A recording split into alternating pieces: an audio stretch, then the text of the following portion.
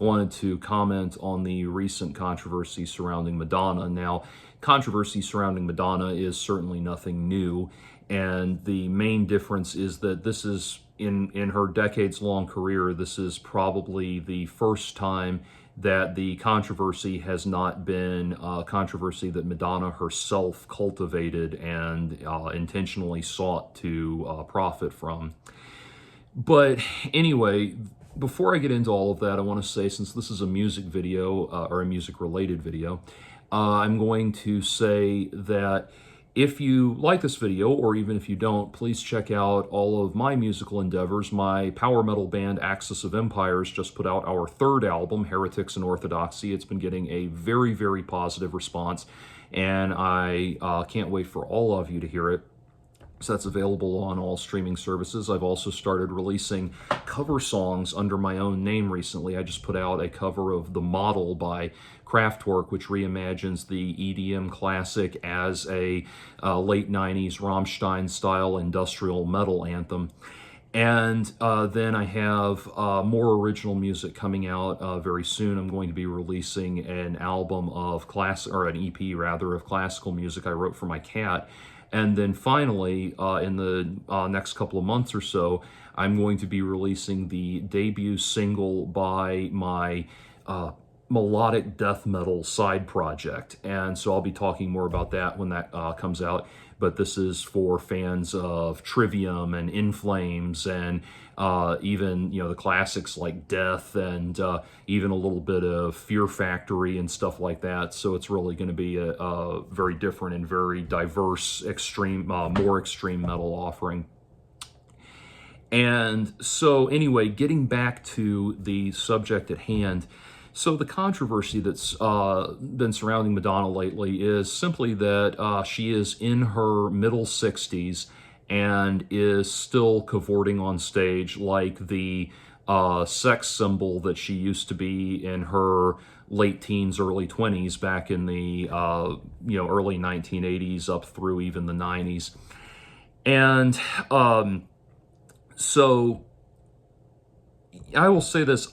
I really do like Madonna's music. I'm not like a super fan, but she has got some undeniable, phenomenal, fantastic songs.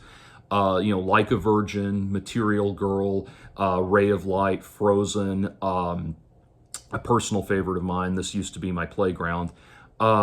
Really, really great stuff. And I think it's undeniable that she's got good material. You could look at other pop stars, female pop stars from her original era, people like Tiffany and Debbie Gibson and that sort of thing. And I honestly don't think I can name even one Debbie Gibson song. And the only Tiffany song I know of is, I believe she's the one that did I Think We're Alone Now. And that was only notable, or only successful because it was a cover. It was an established song. At least I think it was. But I haven't, I could be wrong about that. But anyway, so Madonna's got the material, and she is the material girl, after all. But she's got great material, and she's never had a bad stage show. But lately, the current show and she, for a long time, was the highest paid performer per show. She made $4.5 million per show, which, just kind of becomes mind-boggling when you stop and think about it. But then, Taylor Swift, I'm sure, is topping even that at this point. So the controversy is that people have been crying ageism because Madonna, now well into her 60s, continues to carry herself like the kind of, young, life-bodied sex symbol she was 40 some odd years ago. And the thing is, of course, Madonna was the bellwether for the hypersexualized female pop star that that's become, that's only gained in popularity since then. And, obviously we've had continually the modern reincarnations of the Madonna ethos, whether it be Fergie and Keisha Perry and, Keisha and Katy Perry. God, they really do run together. or my personal favorite, Lady Gaga, who I think has a lot more genuine artistry and a lot more musical staying power than Madonna. Uh, we've seen all of these, and what, of course, is going to happen is now the bellwether of that style and that look is aging out. Is well, I would argue she aged out of it a long time ago, but she's aging out of her sex appeal. And before start casting stones, yes, I am aware that I am in much the same position in my current stage of life. It's an unfortunate reality, and until Aubrey de Grey gets off his ass and actually accomplishes something, we're probably fated to just, at the very best, endure the process gracefully. And I think that's the real problem. See, now, as with ageism, as with all sorts of as with all sorts of prejudices that have been codified into isms, there's a realistic and accurate application of the term, and there's an unreasonable application of the term. The reasonable application of the term is that it is indeed ageist to, for example, deny someone employment for a job that they are at that time perfectly capable of doing, simply because you feel that they are too old or too young to do the job, even though they have the professional qualifications and could perform it.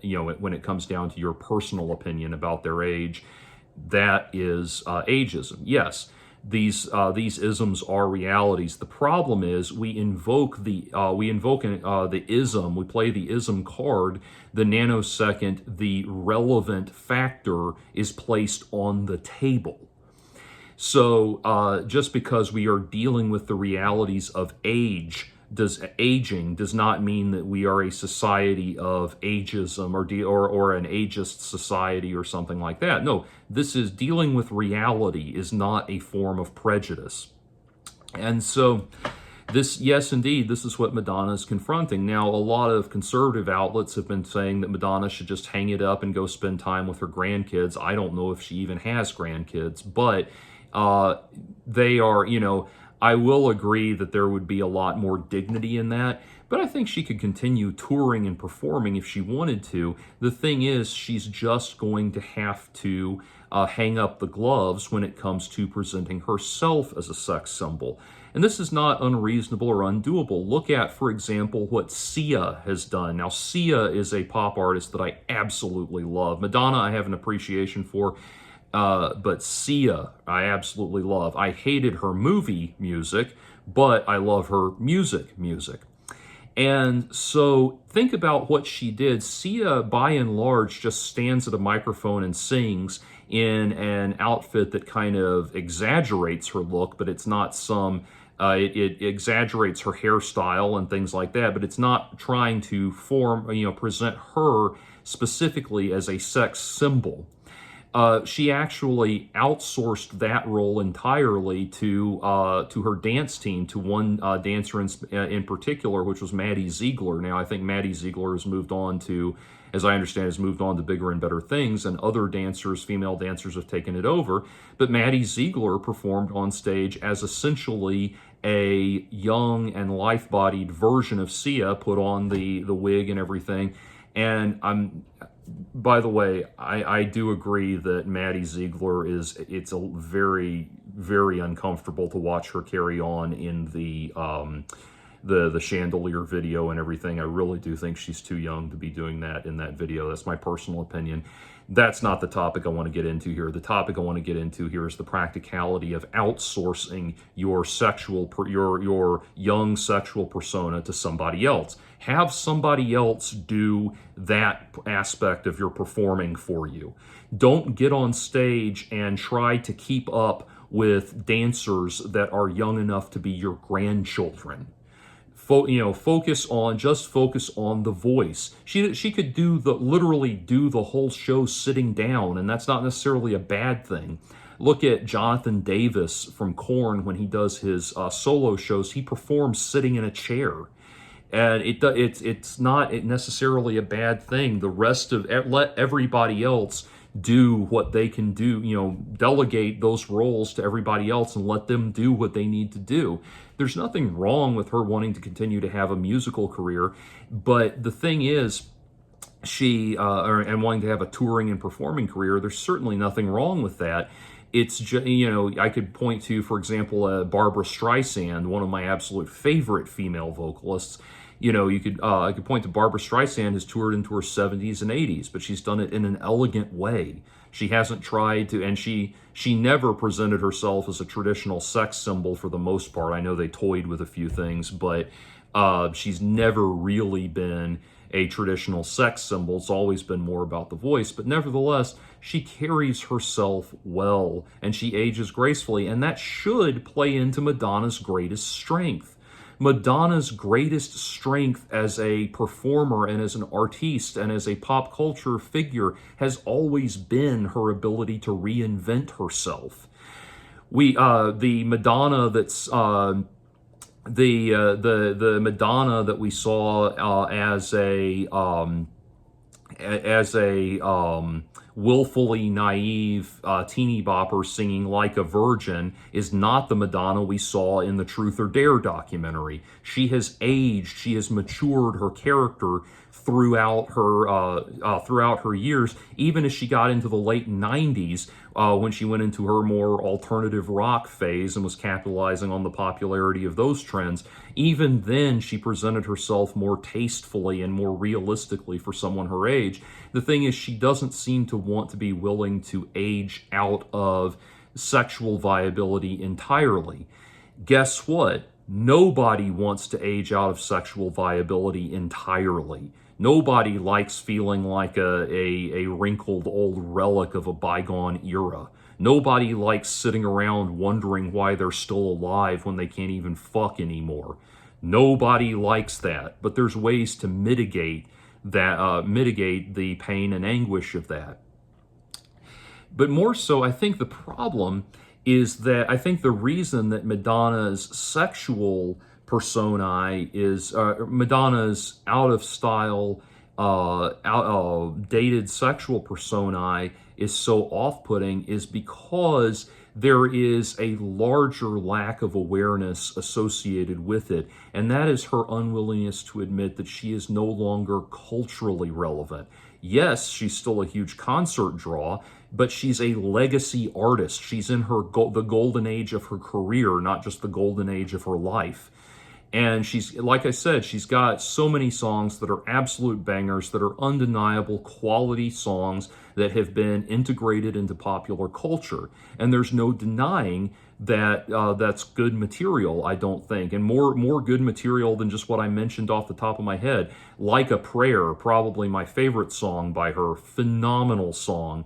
And you can have, all kinds of theatricality with these things. Just do it elegantly.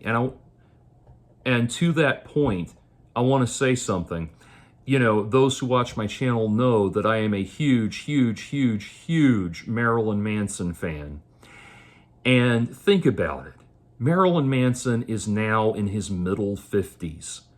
Do you see him going on stage in the kind of clothing that he wore 30 years ago? No, you don't see him going on stage in a leather corset and a black thong and high-heeled boots anymore, because he knows that he's in his middle 50s and he does not have the body that he did when he was 20. And so what does he wear? I mean, yes, on stage he'll still do things like the stilts during Man That You Fear and that sort of thing. And there's some theatricality to it. He still does the makeup and all of that. But what does he wear on stage? He wears, for the most part, a black button-down shirt, black slacks, and maybe a jacket.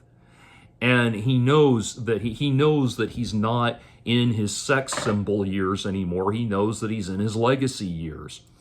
And frankly, if Marilyn Manson, Marilyn Manson is aging more gracefully than Madonna, and frankly, if Marilyn Manson is doing anything more gracefully than you really need to reevaluate your life.